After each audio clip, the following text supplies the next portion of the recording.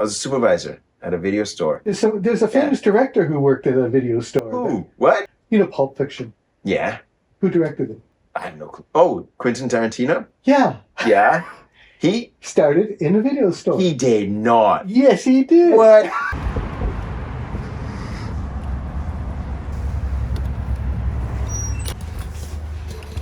We know working for film is it's a unique, it's its own world with its own challenges. The last minute jobs, we need this because it's going to shoot in an hour. You know, I actually don't mind that because it keeps it different. And that's the difference between us and a normal shop is things are always changing. It's like doing art every day. My little one, she watches a show right now, and that show makes her so happy. She would never watch it if it wasn't what the show was. So she's getting to sit there and enjoy it. We worked on it. And we were part of the process to making it. And that's the part I really like, is seeing and hearing what people say. When it comes down to it, at the end of the day, the kids will go to school and they'll brag about it. And it's neat, right? I love that feeling of just having the kids enjoy it. I think that's part of the reason for why I like to do these interviews, is because you guys are the unsung heroes behind the camera, right? You are the magicians behind the camera who work and devote, are as dedicated to the industry as anybody else working in the industry. The company's graphic results. Yeah. You do, like you said, I think 95% film. Yeah. Work that you do. Someone else had the company before you, and then you took it over. But then also, it was like, was this something you were always interested in? Like, do you see signs of it back in your past? Oh, goodness, no. Goodness, no. My start in this was all accident. I moved here from Grand Cayman Islands, and then once I moved here, I just got confused, didn't know what I was going to do. Got a job like everybody else after high school, and I came from basically just video store. Back in the old days, you got video stores, you're telling people about movies all the time on tapes, right? But so you worked at a video store? VHS, yeah.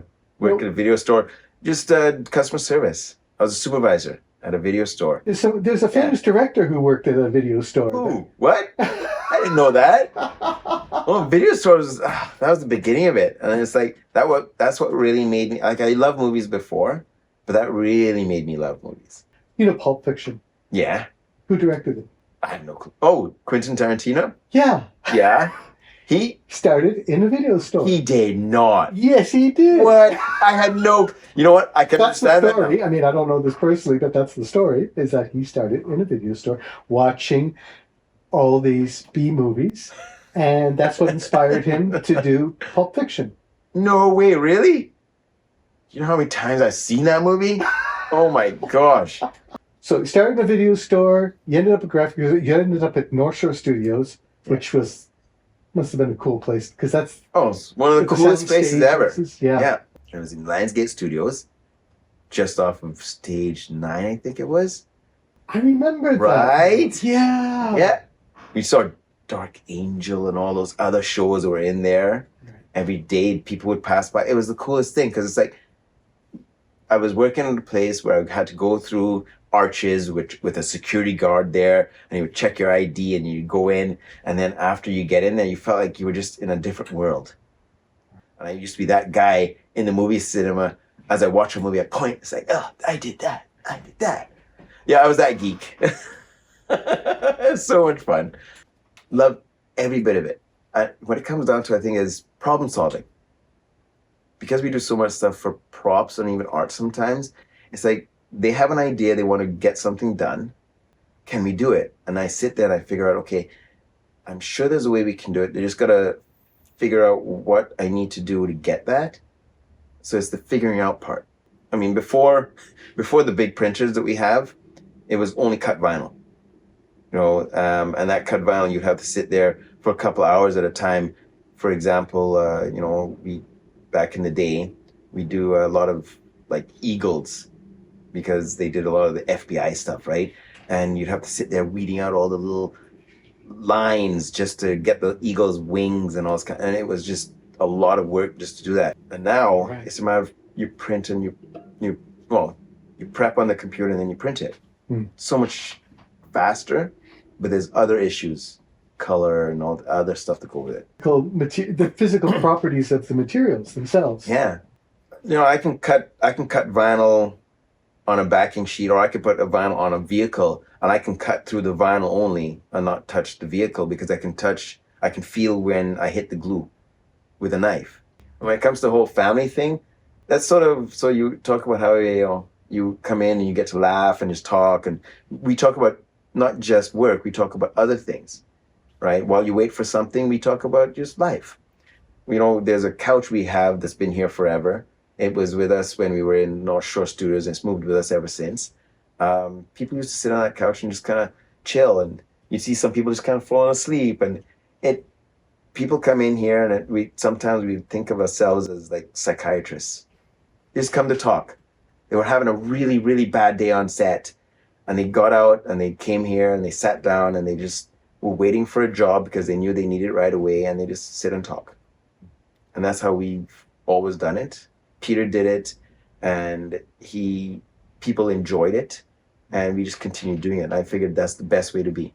I have TVs on normally so that if there's a soccer game or even a soap opera going on, it's a little background noise and somebody gets interested in it, and you realize, wait, that guy likes The Simpsons kind of thing, right?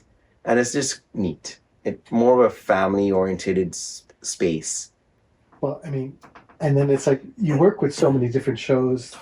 It's love the fact that we've worked on so many shows.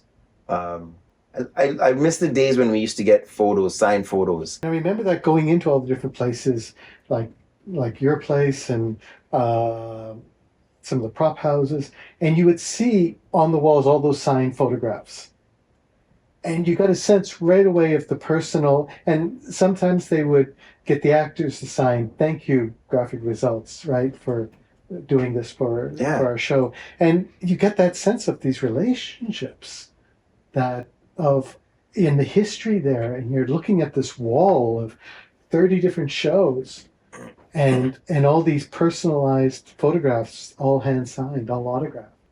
It was one of the coolest things about being able to walk into any shop or any place in Vancouver that I found.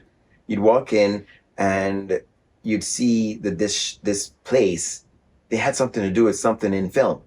The ones I like now that we do get consistently, like art department and props, because that's who we mostly deal with, and once in a while set deck, is we do get the pictures of them all standing up around an actor or on set or whatever, and some of them have their signature on them, so we get pictures of the crew.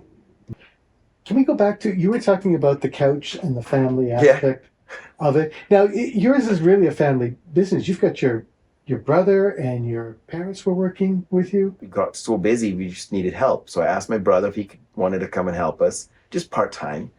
And then shortly after that, I asked my mom and dad, because they came back from Trinidad and Tobago. So I asked them if they wanted to come and help. And so were they already retired at this point? They were already retired. They were doing their thing, visiting people in Trinidad and Toronto or whatever, visiting family all the time. So I asked them if they could, if they wanted to come and help, because we could really use the help. They actually are the ones that helped me with our first wide format printer. So they helped me buy that. And then once we got that sort of made everything easier, because now we could print big, right? The backdrops and stuff like that. But it turned into a full-out family business. Their background, my mom and dad's background, is art. They're both commercial artists. They used to work, my dad worked for a newspaper back in Cayman. They both worked for like newspaper companies. So that has always been their background, is art. So it's interesting that I am doing this, because this, in a way, without me trying, fell right into art. And trust me, I'm not an art guy. I'm more into the physical, the athletic side of things. I love sports, and I play sports, and I still play sports. What sports do you do? Now I am a badminton and baseball. I actually just came back from Phoenix a week ago. I was in Phoenix doing a baseball. It's a World Series baseball championships for 50 plus in that 50 plus division, right? So that's what we did. We won, so I'm actually a World Series champion. It wasn't that competitive, but yeah, it was good though. It was fun. But I didn't play a lot because I got injured. I actually popped my hamstring on my left leg. So I played the finals, hobbled around in the outfield just looking good because nobody hit the ball to me. So I was there for my looks. But no, when I first started doing this, I was probably playing 6 nights of volleyball. I was playing beach volleyball, competitive. I was playing indoor volleyball. And then I was also doing softball, slow pitch, and orthodox men's fast pitch. But I've always been doing some sport of some kind since I was just a little midget. Yeah. And that was sort of my focus. I always thought that's what I would end up doing, something in sports. Is that what maybe gives you that special ability of either calmness to weed out the vinyl? You know what? It's funny you'd say that because when I was a kid, I had zero patience. My mom once said, you could never be an electrician, right? And now I have more patience than anybody I can imagine. I don't know how or why that happened, but I like sitting there and weeding out all those fine little intricate things. And when I see a project come up where I have to, focus my eyes and try and see the little bits and pieces, I absolutely love it. It's something about vinyl. And then the end process. And then and I think film has a lot to do with it. When it's all said and done and I've done that, and then you put it up on camera and then you're sitting in the cinema and it's the size of the screen, there's just something neat about it. And I think that is what and why I like it so much, as well as the fine detail part. Well, I remember you showed me how to, try to apply some vinyl or peel it or do it, and I would try it, and it's like no, I don't. It's like Kirk's like a surgeon, right? It's like you've got the talent and the patience to do it, but because it's not easy. You make it look easy, but it's a skill. It must be difficult keeping up with all the changes in technology because it's nonstop. Direct to fabric printing. Yeah. Yeah. Right. So direct to garment, or they call it DTF, so direct to fabric as well. And there's direct to film. That one's actually DTF. But those are different systems that are used with heat presses and then directly printing to garments and stuff like that. But then there's also things that you have to do to those garments, like pre-treat them and stuff like that. So it's not as simple as just print to the fabric. It depends on what you're going for. When it comes to film is very quick. It's fast. It doesn't have to last much more than a couple of weeks. And once it's done, it's done. So you're not looking to try and do it for a baseball team that is going to be playing for the next 10 years. How is the changes in film technology going to affect you? Just like it went from film to digital, and that made some changes, and the use of vinyls. I mean, back in the 20s and 30s, when did they start using vinyls? Maybe the 80s. I mean, it was before I started, but the vinyl technology itself wasn't really there before because my dad was a sign painter. And everything when it came to vehicles and signs and bottles and stuff, that was all hand painted, right? So my dad he used to have graphics back at the house of things that he used to do that I do now that they're hand done, right? I'm not 100% sure, but I think back in those days they were dealing with people who would cut out stencils and they do stencils and they do the stencil work and then they paint it on, right? So I think that's the kind of stuff in the beginning, right? And then when they discovered that they could get adhesive onto colored materials, that was sort of the invent of vinyl. A lot of this material that's behind me, it's material that I've had for a long time. I don't get rid of any of it because I can always use it. And the old ways of doing things, building it and actually having practical and real, it actually has a place. It's just people today, they're going away from it. Yeah, which goes to the whole thing of that, props one day it'll be everyone's just holding a green baton. That can be whatever prop you need it to be.